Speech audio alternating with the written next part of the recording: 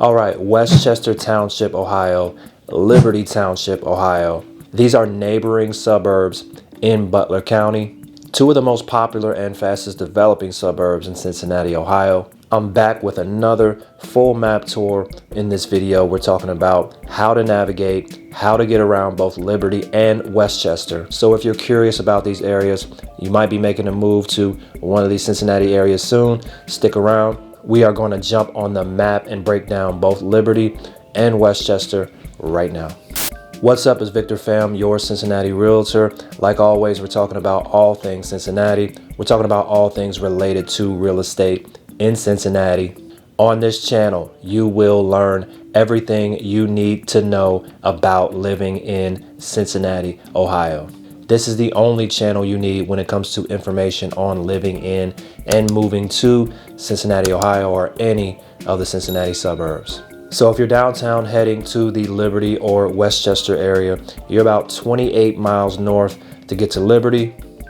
You're about 22 miles north to get to Westchester. Like I said, both are primarily in the Butler County area and they literally neighbor each other. Westchester being right here. Liberty is a little further north, located right here in this area. Now, let's start with Westchester. If you look on the map, you can see you have a pretty big interstate running right through the heart of Westchester right here.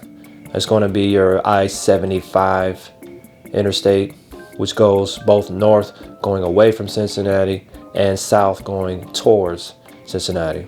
Westchester is about 36 square miles in land radius, population around 65,000 people. Here is Cincinnati-Dayton Road right here, one of the main roads running through Westchester. Actually, it runs all the way through a lot of Liberty as well, goes north and south. Also, you have Westchester Road running east and west, all the way through Westchester. And also there is Tylersville Road going east and west around the most northern part of Westchester. One of the most notable landmarks in Westchester is the Voice of America Park. Right on that city limit mark of Westchester, you can do fishing, boating, and hiking here. And there's also a huge paved trail and a dog walking park. It's also a big place for organized sports, especially youth soccer leagues. If you're curious about grocery options, you do have a Walmart right in the heart of Westchester. There is a Kroger also, and a Fresh Market right in the Voice of America Center. There's also a bunch of stuff to get into in that Union Center. You got restaurants and entertainment. There is a Top Golf over there, as well as an Entertainment Junction, which has been around for a long time. So Westchester does have a nice, convenient package for its residents. Pretty much everything you might need. And if they don't have it in Westchester, the good thing is you're really close to Mason, which has a lot of other resources that you can utilize as well. Now, the average housing costs in Westchester are above average for the overall Cincinnati area. Realtor.com right now says that there are 154 homes for sale in Westchester. The average list price is $476,000. The average actual sold price, $400,000 currently. So yes, Westchester is going to be typically for the more established buyer or people looking to settle down. I do get a lot of people who like to settle down in that Westchester area. There's also a lot of new developments in the last decade. Drees Homes does have a lot of stuff going on there with new builds, as well as Ryan Homes and Fisher Homes. Actually, right across from Liberty Center in Westchester, there are still some luxury townhomes available by Fisher Homes. I toured these a couple months ago. There are a couple lots left. These are really nice, luxurious townhome builds in a really convenient area. Reach out to me if you want to check out one of those or any homes in the Cincinnati area. Actually, while we're on that topic, I'm helping people buy and sell real estate in Cincy and the Cincinnati suburbs all the time.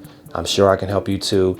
Give me a call, text, email, whatever works best for you. I got your back. But aside from the new builds, the Westchester neighborhoods are hot. It's a really tough market, very desirable, especially because of the school district, which we'll talk about in a minute. Let's check out some of the neighborhoods in Westchester. This is off of Barrett Road.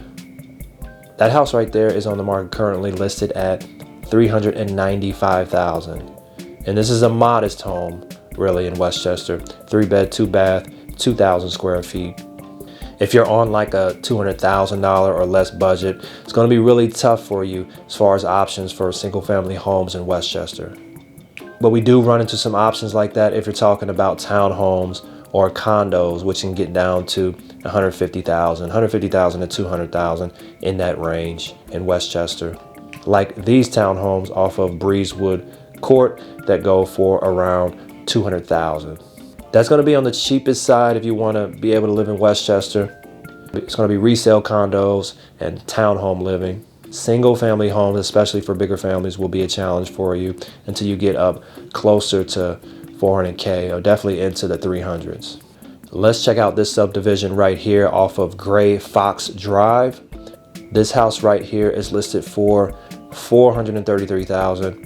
This neighborhood, I believe, was constructed in the 1980s. So you're talking homes that are 30 to 40 years old, which for a used home is still fairly young. The neighborhood is going to be in the ballpark of $500,000 for a lot of these homes back here. This one here listed for $490,000, built in 2015. So most of the homes in this community are much newer. You're talking 2014 to 2020 builds.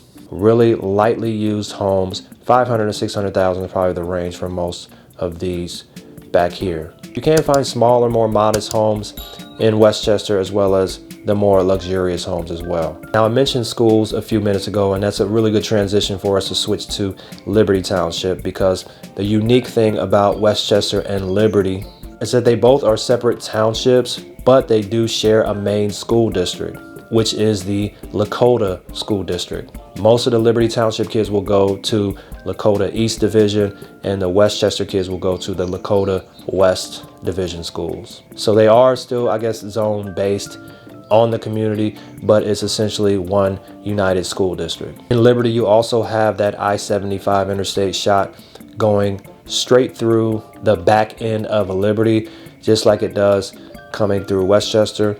Princeton Road is a major street running through Liberty. Also Milliken Road and Kyle's Station Road, all running east and west through Liberty Township. One of the biggest attractions of Liberty is going to be that Liberty Center. This is one of the biggest and most popular multi-use spaces in the Cincinnati area.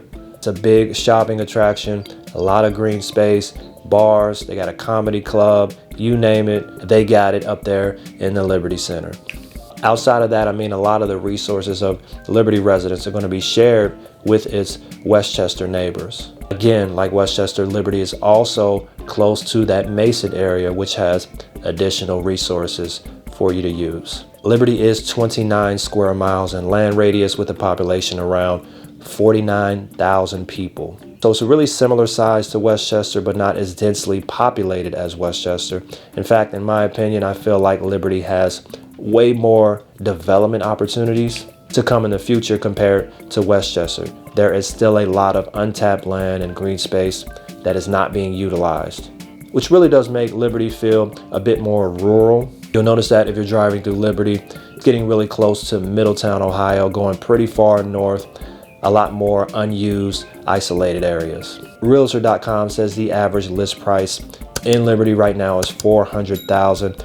The average actual sold price, $358,000. So we're looking at prices that are significantly cheaper than Westchester, but still well above average for the general Cincinnati area. Let's look at a newer suburb off of Finn Court in Liberty.